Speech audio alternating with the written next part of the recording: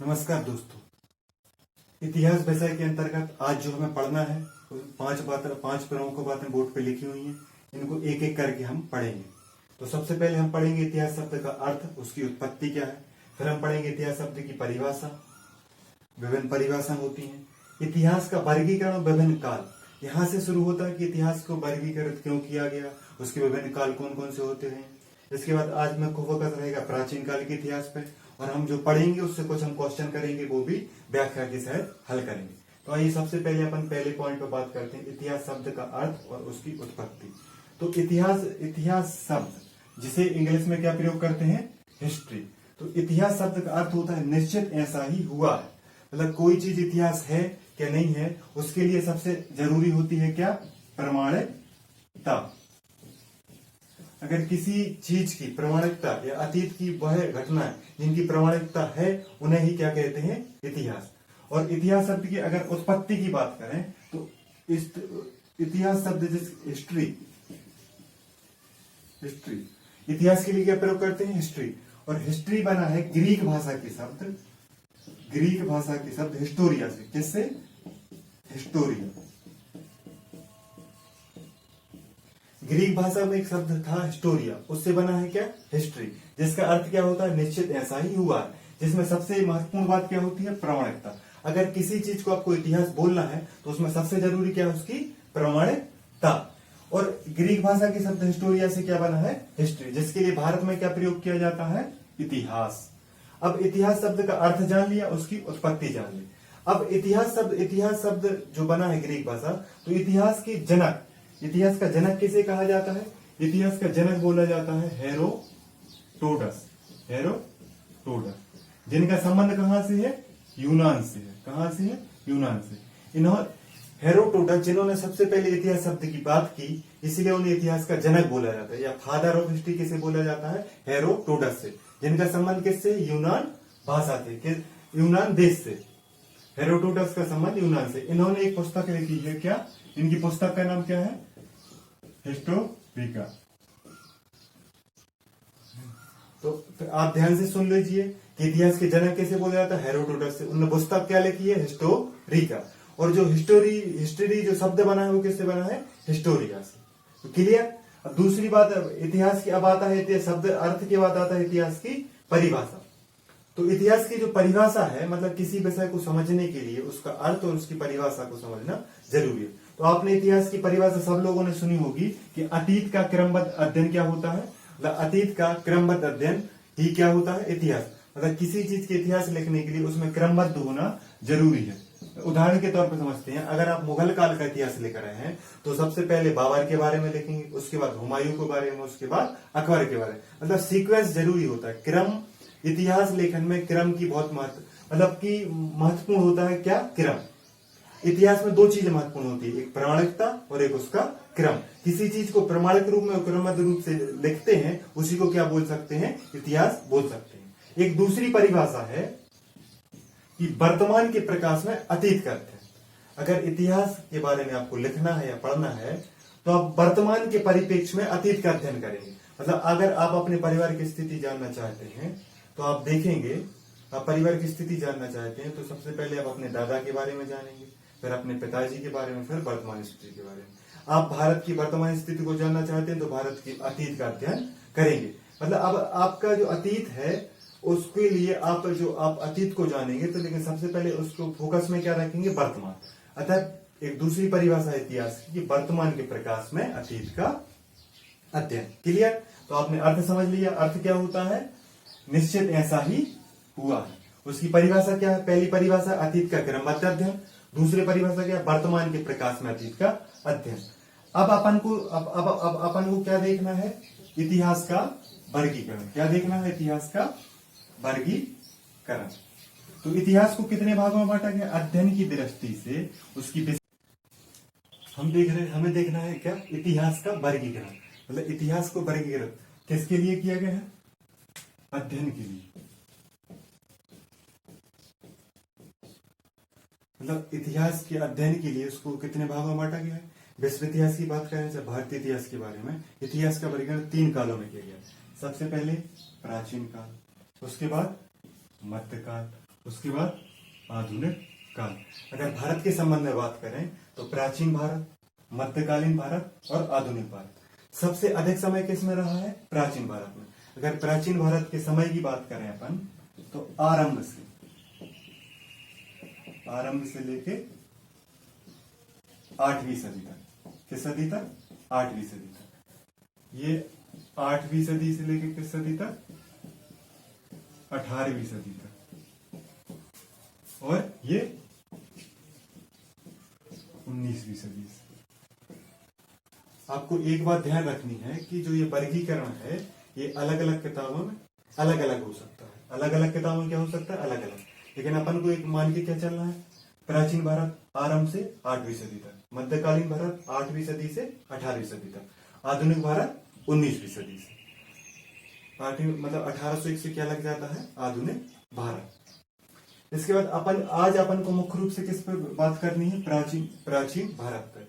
मतलब कि इतिहास को 3 भागों में बांटा गया, प्राचीन भारत, मध्यकालीन भारत और आधुनिक भारत। अब आधुनिक भारत को कितने भागों में बांटा गया? उसकी विभिन्न विशेषताओं के आधार पर, मुख्य रूप से धातुओं के आधार पर या औजारों के आधार पर। जो औजार मनुष्य ने उपयोग किए हैं उसके आधार पर कितने भागों में बांटा गया? 3 भागों में। प्रागैतिहासिक काल, जिसे पाषाण काल भी बोलते। कौन सा काल? पाषाण काल। आद्यैतिहासिक काल, जिसे बोला जाता है कांस्य युगीन। और ऐतिहासिक काल इसे क्या बोला जाता है? लौह युगीन। मतलब प्राचीन काल को 3 भागों में बांटा गया है, प्रागैतिहासिक काल, आद्यैतिहासिक काल और ऐतिहासिक काल। जिसमें से प्रागैतिहासिक काल को पाषाण काल बोलते हैं, आद्यैतिहासिक काल को कांस्य युग बोलते हैं और ऐतिहासिक काल को क्या बोलते हैं? लौह युग। मतलब यहाँ पे जो विभिन्न धातुओं को प्रयोग किया गया, पत्थर का प्रयोग, उस आधार पर इसको 3 आधार पर बांटा जा सकता है। अगर अब बात करें प्रागैतिहासिक काल की। प्रागैतिहासिक काल वो काल है जहां पर जिसकी जानकारी लिखित रूप में उपलब्ध नहीं है। आपकी जानकारी के लिए बताते हैं, इतिहास को जानने के 2 स्रोत हैं, एक पुरातात्विक स्रोत और एक साहित्यिक स्रोत, जिसकी बात हम आगे करेंगे। इसके बाद हम उसके बारे में बात करेंगे। लेकिन आपको बताया कि प्रागैतिहासिक काल वैसा काल है जहां पर कौन से साक्ष्य उपलब्ध नहीं है? लिखित साक्ष्य उपलब्ध नहीं है। तो कौन से साक्ष्य उपलब्ध है वहां पे? पुरातात्विक साक्ष्य। मतलब कि प्रागैतिहासिक काल को जानने के लिए किन स्रोतों का प्रयोग किया जाता है? पुरातात्विक साक्ष्यों का प्रयोग किया जाता है। वहां पर लिखित साक्ष्य उपलब्ध नहीं है। अब अगर हम बात करें आद्यैतिहासिक काल की, यहाँ लिखित साक्ष्य तो उपलब्ध है। आद्यैतिहासिक काल में 2 चीजें आती हैं, सिंधु घाटी सभ्यता और एक वैदिक काल। यहाँ पे लिपि तो थी, लिखित लिपि तो थी, लेकिन इसको पढ़ा नहीं गया। क्या नहीं गया? पढ़ा नहीं जा सका। मतलब कि सिंधु घाटी सभ्यता की लिपि को पढ़ा नहीं जा सका। लिखित सब उपलब्ध है लेकिन पढ़ा नहीं जा सकता। तो हम किस आधार पर जानेंगे उसको? फिर पुरातात्विक आधार पर। किस स्रोत के आधार पर? मतलब आपको जो आद्यैतिहासिक काल जिसमें सिंधु घाटी सभ्यता, वैदिक सभ्यता थी, उसके बारे में जानकारी कैसे प्राप्त करते हैं?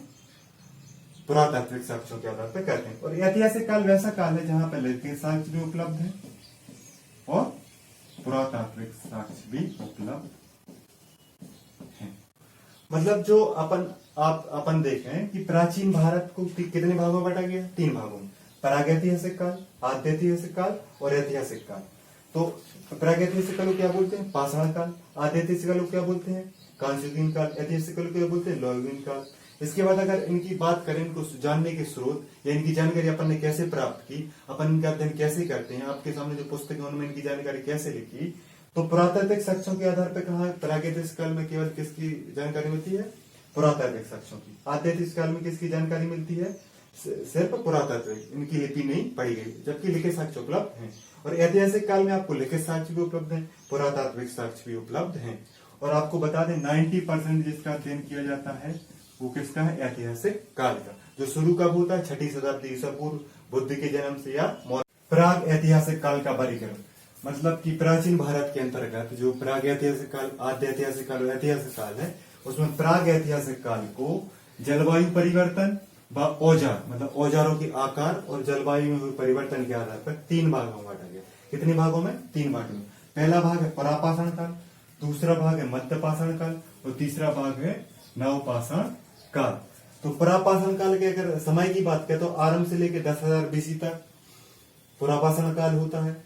मध्यपाषाण काल के समय की बात करें तो 10,000 बीसी से 5500 बीसी तक मध्यपाषाण काल है।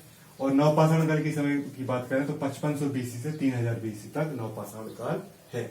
समय पे ज्यादा फोकस नहीं करना क्योंकि विभिन्न किताबों में विभिन्न प्रकार से अलग अलग दिया गया है। अब अगर पुरापाषाण काल की विशेषताओं की बात करें कि मतलब कि प्रागैतिहासिक काल के अंतर्गत आने वाला पुरापाषाण काल, उसकी मुख्य विशेषता है कि इस समय जो मानव था वो आदि मानव के रूप में था। यह जो मानव था वह कैसे जीवन जी रहा था? शिकारी जीवन जी रहा था। उसके जीवन का उद्देश्य क्या था? सिर्फ खाने को इकट्ठा करना। वो इधर उधर घूमता था, पशुओं का शिकार करता था और खाने को इकट्ठा करता था। वह बड़े बड़े पत्थरों के औजारों का प्रयोग करता था। किसकी करके? पत्थर से बने हुए बड़े औजारों का प्रयोग पुरापाषाण काल में किया जाता।